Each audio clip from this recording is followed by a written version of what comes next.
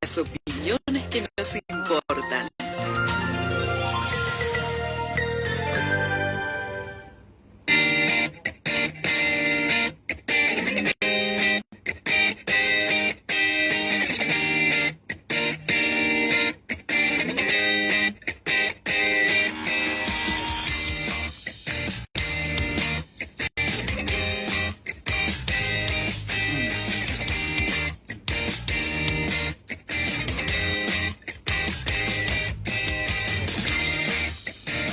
El 2025, un año donde arrancó con complicaciones para los inquilinos, que ya también tuvieron un 2024 bastante complicados por las condiciones económicas y macroeconómicas que implementó el gobierno nacional y desregulando todas las entidades que, bueno, justamente regulaban los contratos de alquileres. En una encuesta que se realizó de inquilinos agrupados de Buenos Aires, que refleja la situación en diciembre del 2024, dice que el 25% de los encuestados, es decir, uno de cada 4 inquilinos, tuvo que mudarse en los últimos 3 meses para poder afrontar el precio de alquiler. Y de ese universo, el 94% tiene condiciones contractuales por fuera de la ley de alquileres. El 10% solamente está bajo las condiciones de la ley de alquileres, con un plazo de 3 años y actualización anual por el índice de contratos de locación. En diciembre del 2024, el 42,8% de los ingresos de los hogares de inquilinos encuestados se destina a pagar alquiler, más las expensas sin considerar impuestos y tarifas en servicios públicos. Hoy en día un inquilino pone el 50% de su salario para poder alquilar nada más y nada menos que una vivienda, sin tener en cuenta, como decía recién acá en la encuesta, las condiciones externas o el pago de servicios, la comida.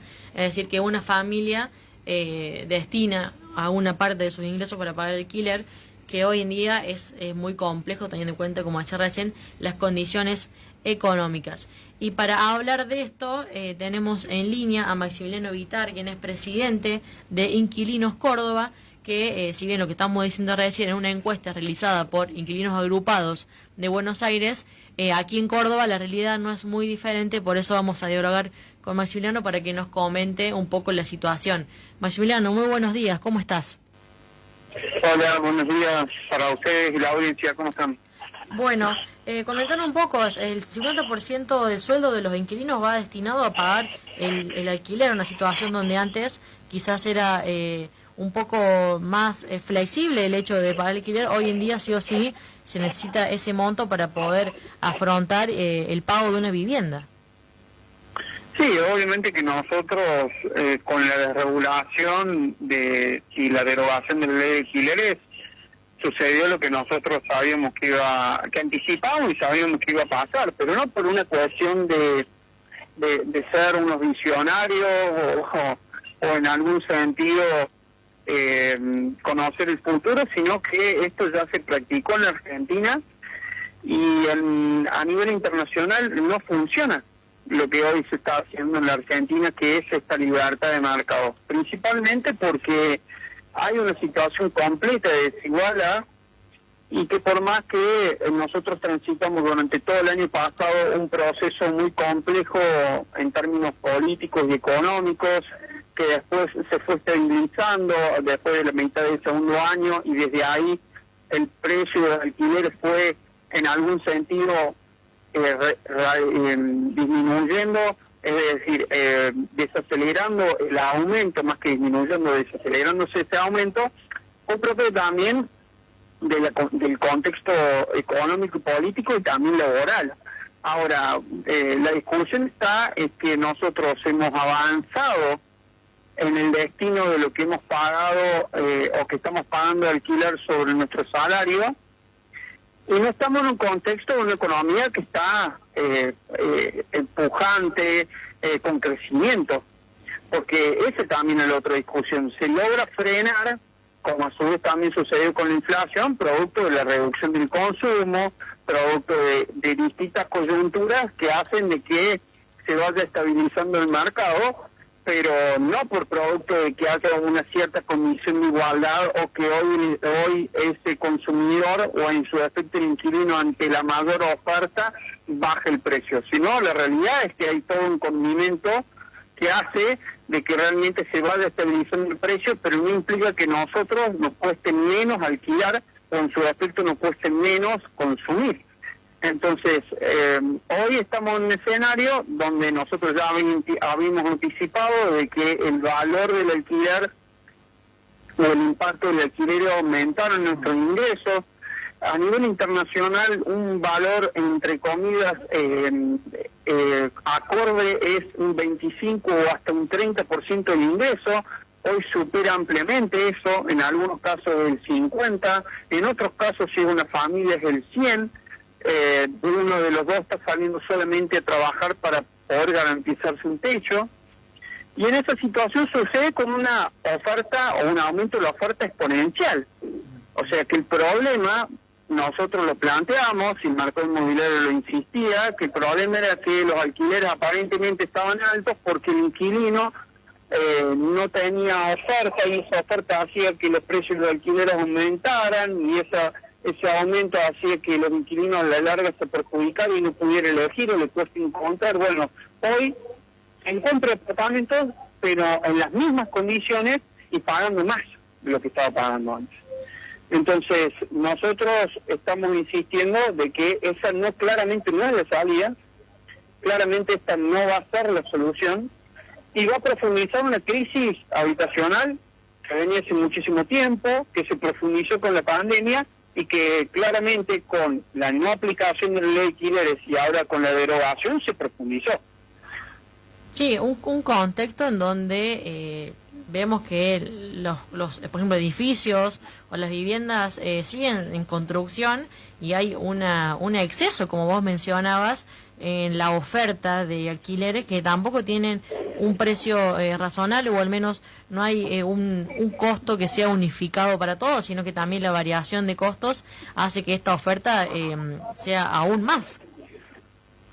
Es que, por ejemplo, algo muy representativo de lo que sucede en Río Cuarto. Mira, el Río Cuarto tiene uno de los mayores porcentajes de población inquilina en la ciudad.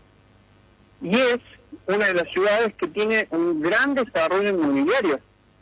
O sea, se ven edificios enteros que están constantemente construyéndose. Ahora, es dificilísimo encontrar alquiler en Río Cuarto.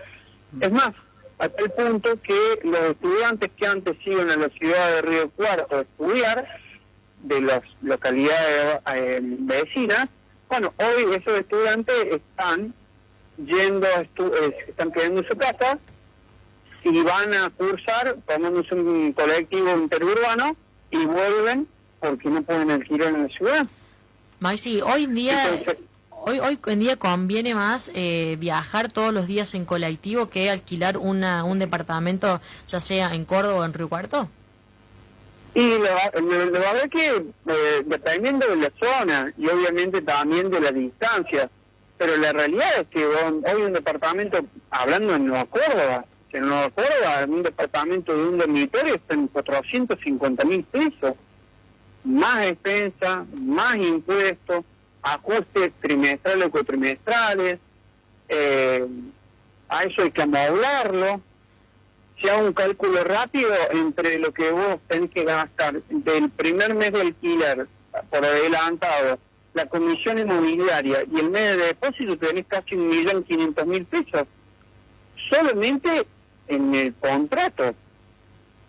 O sea, a eso hay que sumarle la mudanza, a eso hay que sumarle a amoblarlo, y bueno, y los otros gastos de alta de servicios, etcétera. Entonces la realidad es que para este trabajador de clase media, esa familia de clase media que llevaba a su hijo a estudiar a otra ciudad, a otra provincia, bueno, la verdad es que hoy es cuesta arriba.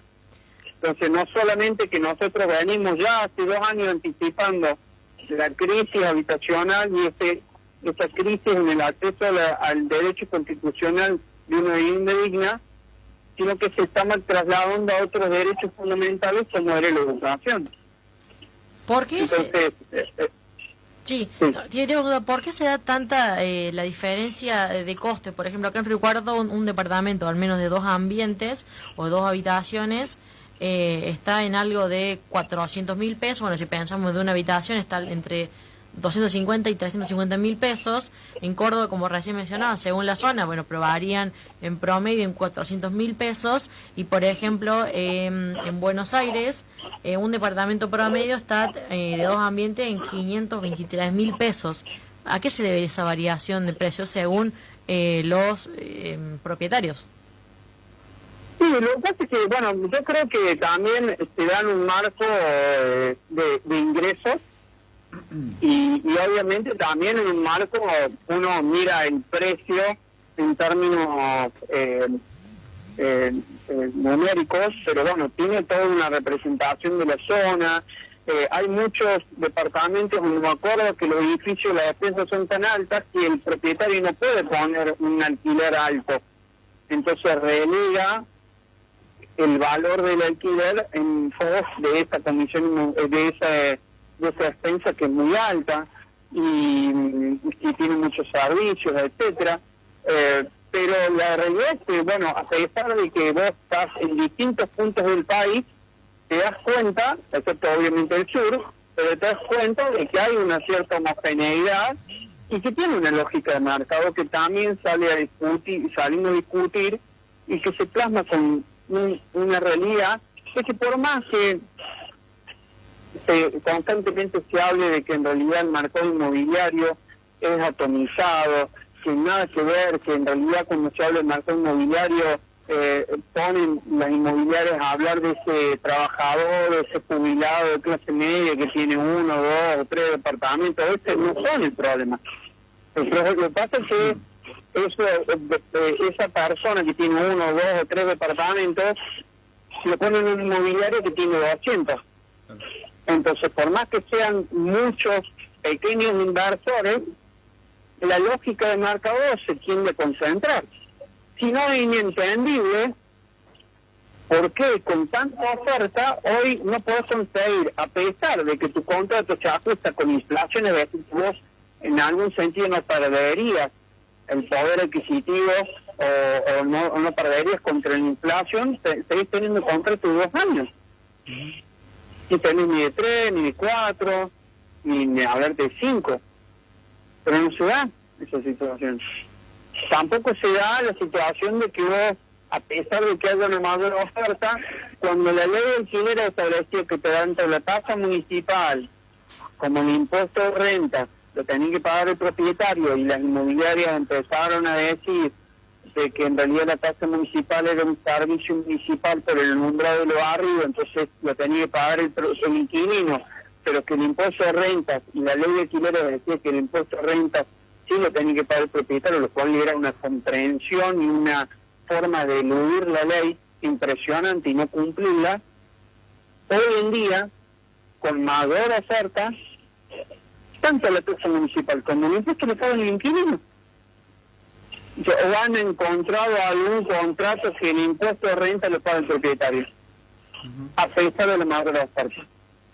Entonces, lo que nosotros siempre hemos discutido, que la ley de alquileres, con todas las críticas que podría haberse sido, con la cantidad de debates que nosotros hemos planteado, con la situación en la cual no se cumplió como se debería haber cumplido, nosotros lo que estábamos discutiendo es que no sea un puñado de personas las que definan cuáles son las condiciones para vivir de casi 8 millones de argentinos. Maximiliano. Porque lo que sucede es que con esa atomización que aparentemente existía, no hay tal atomización, con esa mayor oferta que iba a generar mejores condiciones tampoco existe, y que hoy ha sido un puñado de personas que se coordinan a través de un grupo de WhatsApp de definir cada cuánto son los contratos, cada cuánto se ajustan, cuál es el límite y qué es lo que tiene que pagar el inquilino en concepto de gasto. Y no el Estado, que tiene o debería tener una posición protectora o de equilibrio frente a una situación que es completamente desigual. Sí, justamente eso te quería consultar, Maximiliano. ¿Han registrado un aumento significativo en esto de la relación de alquileres entre el inquilino y el dueño directo sin pasar por una inmobiliaria? o también esto, por así decirlo, no sé si ilegal, pero sí por detrás de la ley? ¿Han encontrado allí un aumento en ese sentido? Nosotros, o sea, te voy a plantear algo muy concreto. Vos tenés que limpiar la pileta y tenés que pagar un piletero. Y yo vengo y te digo, si vos querés tu pileta, yo tengo un piletero, pero no lo va a pagar vos, sino lo va a pagar la persona que lo usa. Y vos si querés lo usar. ¿Vos qué vas a hacer? ¿Poner el piletero en vez de ponerte el limpiar vos la pileta? Claro. Bueno, con el alquiler es igual. Como vos no pagas el costo, porque en realidad vos no le pagas la comisión, si no le paga el inquilino, ¿por qué no lo vas a poner? Entonces la mayoría de los contratos lo hacen a través de la inmobiliaria, porque no te genera costo. No, y además te genera un cierto alivio, porque vos no tenés que ir a mostrar la casa, no tenés que ir a redactar el contrato, no tenés que fijarte en ninguna de las condiciones, no tenés que negociar nada.